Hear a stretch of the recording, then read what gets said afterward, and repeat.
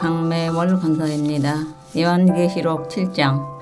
이 일 후에 내가 내 천사가 땅 네 모퉁이에 선 것을 보니 땅의 사방의 바람을 붙잡아 바람으로 하여금 땅에나 바다에나 각종 나무에 불지 못하게 하더라. 또 봄에 다른 천사가 살아계신 하나님의 인을 가지고 해 돋는 데로부터 올라와서 땅과 바다를 해롭게 할 권세를 받은 네 천사를 향하여 큰 소리로 외쳐 이르되 우리가 우리 하나님의 종들의 이마에 인치기까지 땅이나 바다나 나무들을 해하지 말라 하더라. 내가 인침을 받은 자의 수를 들으니 이스라엘 자손의 각 지파 중에서 인침을 받은 자들이 14만 4천이니 유다 지파 중에 인침을 받은 자가 1만 2천이요 루벤 지파 중에 1만 2천이요 갓 지파 중에 1만 2천이요 아셀 지파 중에 1만 2천이요 납달리 지파 중에 1만 2천이요 므낫세 지파 중에 1만 2천이요 시몬 지파 중에 1만 2천이요 레위 지파 중에 1만 2천이요 이사갈 지파 중에 1만 2천이요 스불론 지파 중에 1만 2천이요 요셉 지파 중에 1만 2천이요 베냐민 지파 중에 인침을 받은 자가 1만 2천이라.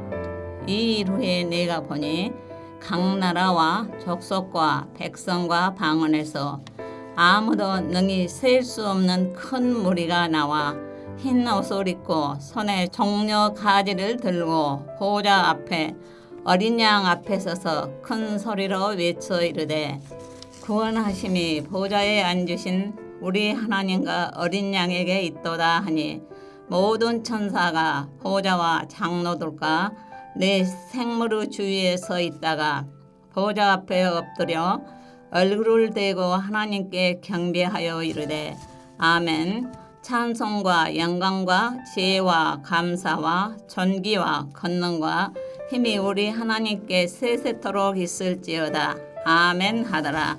장로 중 하나가 응답하여 나에게 이르되 이 흰옷을 입은 자들이 누구며 또 어디서 왔느냐. 내가 말하기를 내 주여 당신이 아시나이다 하니 그가 나에게 이르되 이는 큰 환난에서 나오는 자들인데 어린 양의 피에 그 옷을 씻어 희게 하였느니라. 그러므로 그들이 하나님의 보좌 앞에 있고 또 그의 성전에서 밤낮 하나님을 섬김에 보좌에 앉으시니가 그들 위에 장막을 치시리니 그들이 다시는 줄이지도 아니하며 목마르지도 아니하고 해나 아무 뜨거운 기운에 상하지 아니하리니 이는 보좌 가운데 계신 어린 양이 그들의 목자가 되사 생명수 샘으로 인도하시고 하나님께서 그들의 눈에서 모든 눈물을 씻어 주실 것임이라. 하늘에 계신 우리 아버지여, 이름이 거룩히 여김을 받으시오며 나라가 임하옵시며 뜻이 하늘에서 이룬 것 같이 땅에서도 이루어지이다. 오늘날 우리에게 일용할 양식을 주옵시고 우리가 우리에게 죄 지은 자를 사하여 준 것 같이 우리 죄를 사하여 주옵시고 우리를 시험에 들게 하지 마옵시고 다만 악에서 구하옵소서. 대개 나라와 권세와 영광이 아버지께 영원히 있사옵나이다. 아멘.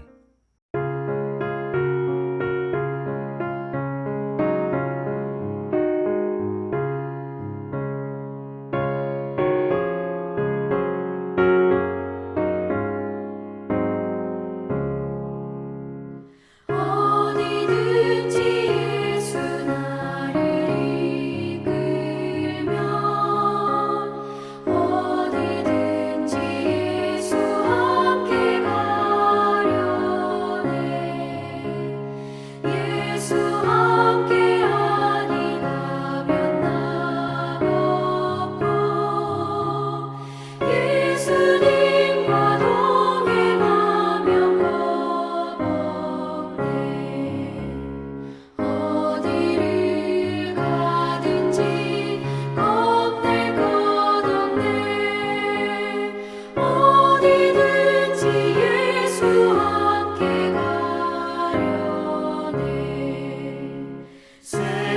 친구 모두 나를 떠나도 주와 동행 가면 외로움 없겠네. 가는 길이 위태하고 험해도 어디든지 예수 함께 가려네. 어디를 가든지 겁낼 것 없네. 어디든지 예수 함께 가려네.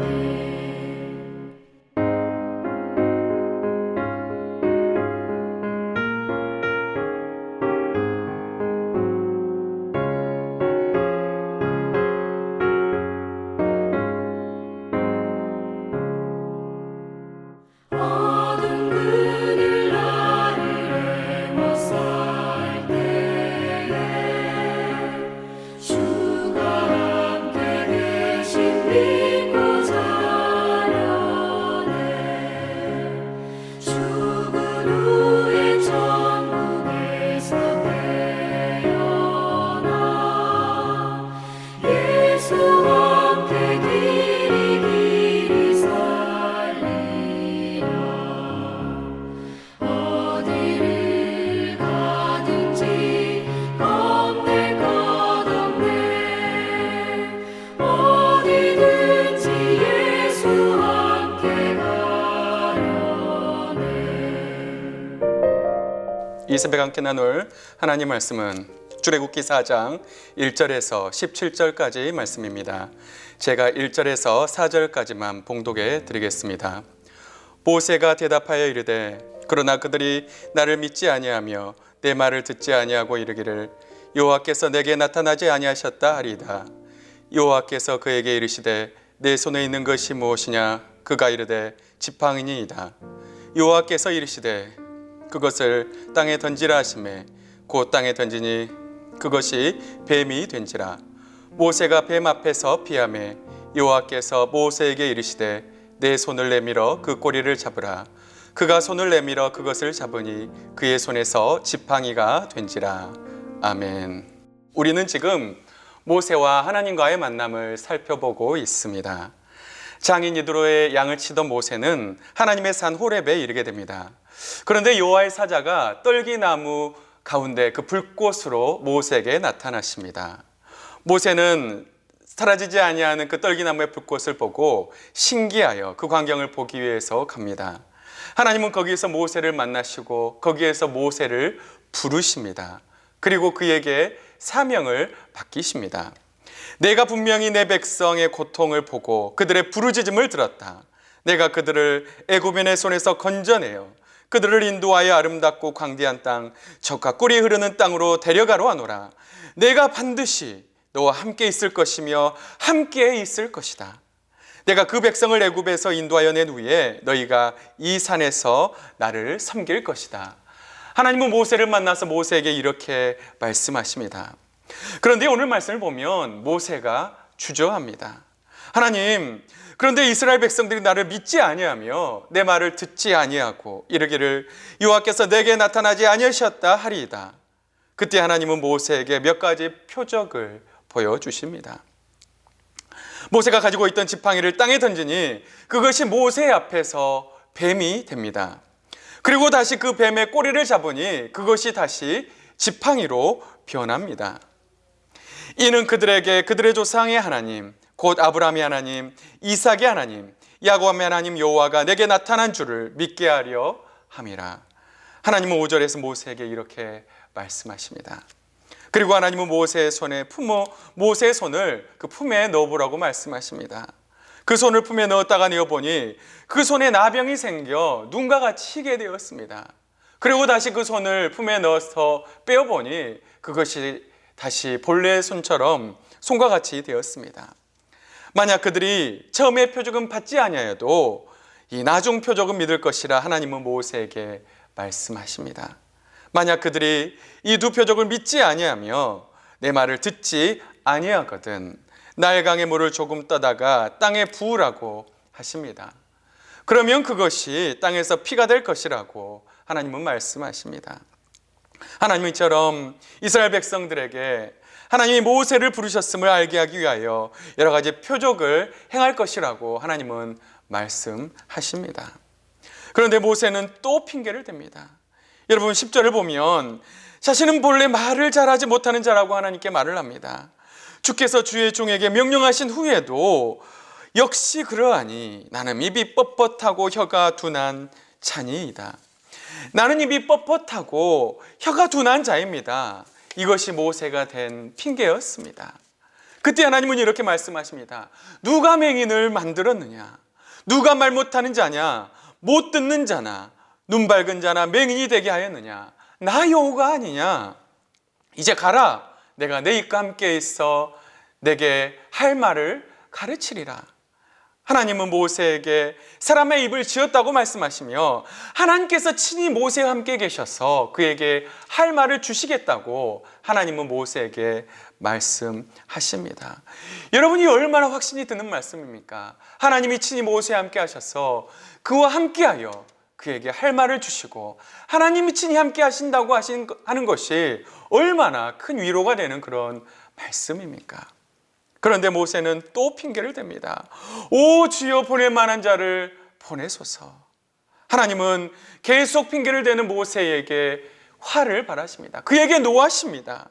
그러면 레위 사람 내 형 아론이 말을 잘하니 그에게 모세를 대신하여 말하라고 하십니다.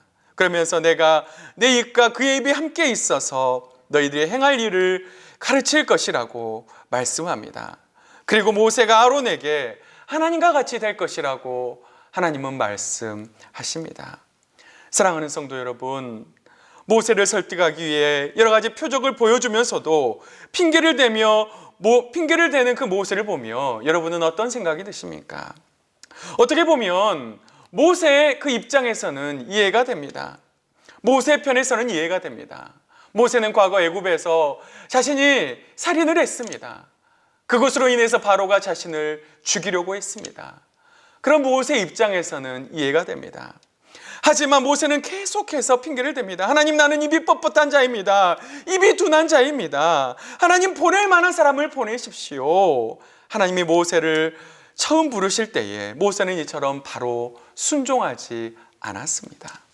자신이 부족한 사람이라고 말하며 하나님께 계속해서 핑계를 대었습니다. 그런데 성경을 보면 이와는 대조적인 인물이 나옵니다. 그 사람은 바로 이사야 선지자입니다. 이사야서 6장을 보면 우시야 왕이 죽던 해에 이사야는 성전에서 하나님의 영광을 보게 됩니다.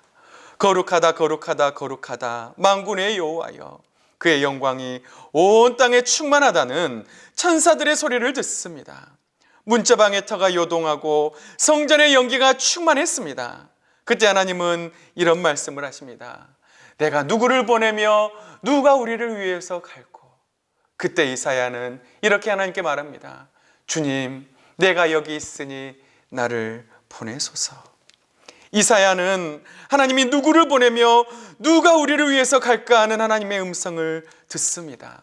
하나님이 친히 내가 너를 보내겠다 말한 것도 아닙니다. 이사야를 친히 지명하신 것도 아닙니다. 그런데 이사야는 주님, 내가 여기 있사오니 주님 나를 보내소서. 이사야는 자신을 보내달라고 말합니다. 모세는 하나님이 이적을 보여주셔도 가기를 주저했지만 이사야는 성전에서 하나님의 영광을 보고 하나님의 음성을 듣고 그 말에 순종했습니다. 사랑하는 성도 여러분, 하나님은 이 어두운 세상 가운데 우리를 부르셨습니다. 죄의 종이었던 우리를 부르시고 하나님의 자녀 삼아주셨습니다. 로마서 8장 30절은 이렇게 말씀합니다. 또 미리 정하신 그들을 또한 부르시고 부르신 그들을 또한 의롭다 하시고 의롭다 하신 그들을 또한 영화롭게 하셨느니라. 미리 정하신 당신의 자녀들을 부르시고 또한 의롭다 하시고 의롭다 하신 그들을 하나님은 영화롭게 하셨습니다. 여러분, 부름받은 자녀들이 해야 할 일이 무엇이 있을까요? 그것은 바로 하나님의 부르심에 순종하는 것입니다. 모세와 같이 하나님께 핑계를 대는 것이 아니라 이사야와 같이 주님 내가 여기 있사오니 나를 보내소서 고백하며 우리는 하나님의 부르심에 순종해야 합니다. 하나님의 부르심에 순종할 수 있는 사랑하는 성도님들 될 수 있기를 주님의 이름으로 축복합니다. 사랑하는 성도 여러분, 하나님은 지금도 당신의 사랑하는 종들을 부르고 계십니다. 저 세상에 죽어가는 영혼들을 구원하기 위해 내가 나의 복음을 전하기 위해 너를 보내고 싶다. 나를 대신해서 예수 그리스도를 증거하고 십자가를 증거하라. 하나님은 지금도 우리를 부르고 계십니다. 하나님의 부르심 앞에 모세와 같이 핑계를 대는 것이 아니라 이사야와 같이 내가 여기 있사오니 나를 보내소서 고백했던 이사야와 같이 하나님의 부르심에 순종할 수 있기를 주님의 이름으로 축복합니다. 우리 주위에는 잃어버린 영혼들이 너무나도 많습니다. 이 동명동 일대의 교회 주변에, 이 광주 땅에, 그리고 우리 가정에 주님이 나에게 맡기신 사역 잘 감당하며 하나님의 부르심에 주님 내가 여기 있사오니 나를 보내소서 하며 순종할 수 있는 우리 사랑하는 동명교회 모든 성도님들 될 수 있기를 주님의 이름으로 축복합니다. 우리 다 같이 기도하겠습니다. 살아계신 하나님 아버지 감사합니다. 모세가 하나님을 불렀을 때 모세는 여러 가지 핑계를 대었습니다. 그러나 이사야는 하나님의 부르심 앞에 주여 내가 여기 있사오니 나를 보내소서 하나님께 이렇게 순종하였습니다. 하나님, 주님이 우리를 부르실 때 주님 내가 여기 있사오니 나를 보내소서 순종했던 이사야와 같이 주님의 부르심에 순종할 수 있는 우리들의 삶이 되게 하여 주시옵소서.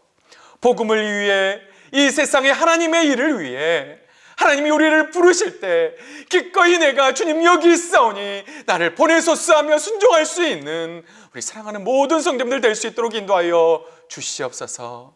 그렇게 순종의 사람이 되게 하실 줄 믿사옵고 이 모든 말씀 살아계신 예수님의 이름으로 간절히 기도하옵나이다. 아멘.